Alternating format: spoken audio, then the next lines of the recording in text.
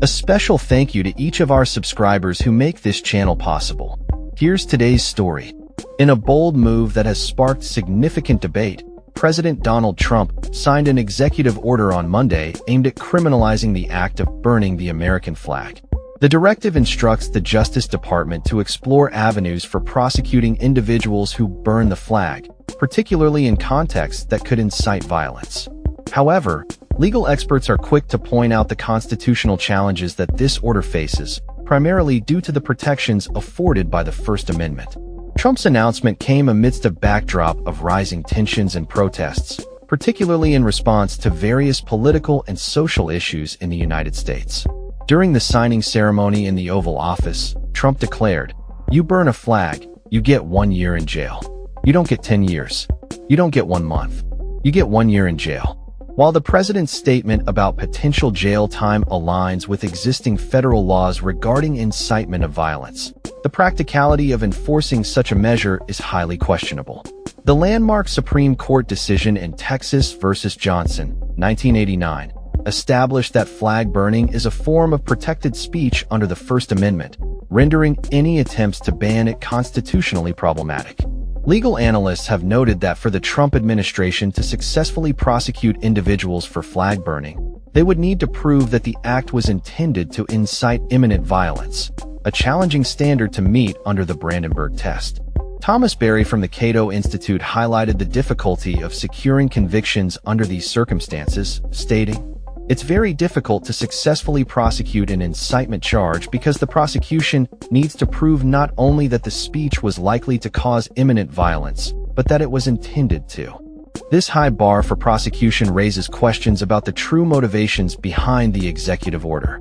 Critics argue that Trump's actions may be less about upholding the law and more about galvanizing his political base and creating a narrative of law and order in the face of civil unrest. The president's history of inflammatory rhetoric and actions suggests that he may be intentionally provoking further demonstrations, particularly among left-leaning groups, as a means to rally his supporters. The executive order also includes provisions that could potentially target foreign nationals who engage in flag desecration, complicating the legal landscape even further. Trump's administration has a history of conflating acts of protest with national security threats, and this latest directive appears to continue that trend. By framing flag burning as an act of aggression against American values, the administration may be attempting to shift the narrative away from pressing social issues and towards a more polarized political discourse. The implications of this executive order extend beyond the legal realm. They touch on broader themes of free speech, civil rights, and the role of protest in a democratic society. As the nation grapples with deep divisions and ongoing protests, Trump's order could serve as a flashpoint for renewed debates about the limits of expression and the government's response to dissent. In the coming weeks, it remains to be seen how the Justice Department will interpret and implement this directive, and whether any legal challenges will arise as a result. As experts continue to analyze the ramifications of Trump's actions, one thing is clear: the conversation around flag burning and free speech is far from over. The president's executive order may ultimately serve as a catalyst for further protests, legal battles, and discussions about the very nature of American democracy. As tensions rise and the political landscape evolves, the question remains: how far can the government go in regulating speech? And what does that mean for the future of dissent in America? That's all for this story.